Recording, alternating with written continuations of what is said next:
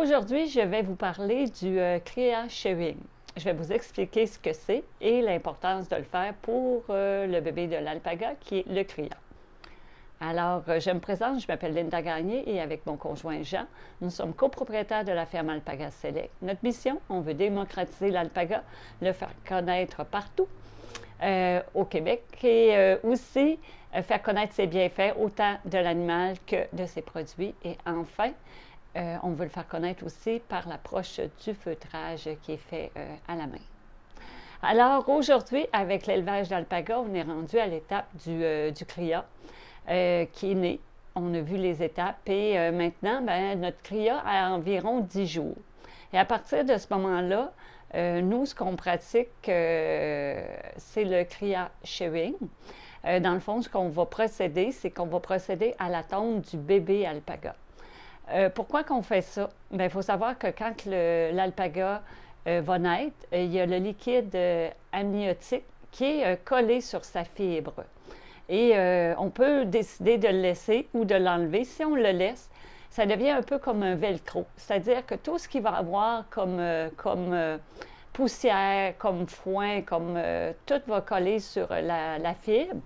Et par expérience, c'est très difficile à nettoyer par la suite. La meilleure image, c'est de passer à un velcro. C'est vraiment comme ça que ça se produit. Donc, c'est vraiment très collé, puis ça vient très serré et pratiquement indéfaisable. Alors, et ce qu'on va enlever, ce qu'on va utiliser aussi, je l'ai ici, c'est un petit rasoir expressément qui est délicat. Et justement parce que la peau de l'alpaga bébé, du Cria, est vraiment très mince, très fine. Et on va utiliser quelque chose de très doux pour le faire. Ce qu'on va enlever, c'est seulement la surface. Donc, on va tenir le Cria. Et bon, là, c'est mon conjoint qui procède à la tonte. Il est très minutieux, donc il va enlever juste la partie et on fait la partie sur la toison seulement. Dans le fond, je vais vous présenter, tu sais, quand je vous dis que c'est vraiment très peu ce qu'on enlève, là, vous le voyez ici, là, et c'est d'une finesse. Il faut savoir qu'on a une qualité d'alpaga vraiment, celle-là, c'est la fille d'Hermione, là, c'est regardez la brillance de ça, là, ça promet vraiment, comme toison, là. C'est que là, on a enlevé justement tous les petits bouts là, de cette façon-là.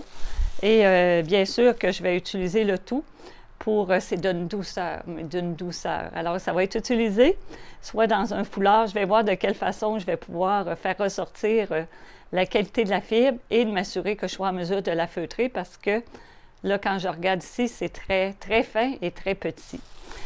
Alors aujourd'hui, c'est un peu ce que je voulais vous présenter, c'est le Cria Chewing. Donc, vous avez vu le résultat, on en enlève très peu. On fait ça après une dizaine de jours de la naissance du Cria. Il est en parfaite santé, donc tout s'est très bien passé et c'était le sujet du jour.